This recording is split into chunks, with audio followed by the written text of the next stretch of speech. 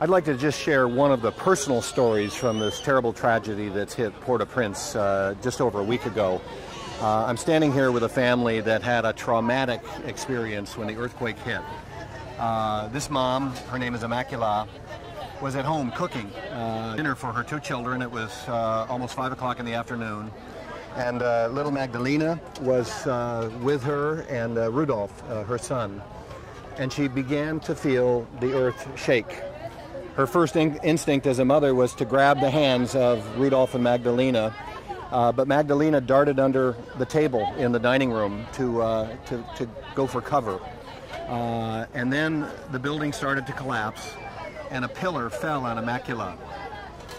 And Rudolph was able to run out the front door and escape while his mother and sister were trapped in the rubble of their home. And this all happened in just seconds. Rudolph was able to get neighbors to come and help, and they tried to free Immaculata from underneath the pillar, but just as they were trying to help, an aftershock hit, and they had to flee again. But they came back in, and by this time, Immaculata's husband was able to get home to find his family, and he helped in the rescue effort, but they feared that little Magdalena was dead. They first took the pillar off Immaculata, and they got her out okay. And then they heard Magdalena crying on the table that had collapsed beneath the rubble. And within a few more minutes, they were able to bring Magdalena out of the collapsed building as well. So the whole family survived. But you can see that they have terrible injuries. They have untreated wounds. They've been devastated by what's happened to their family. But they are the fortunate ones because they lived. They lived, and their wounds are not life-threatening.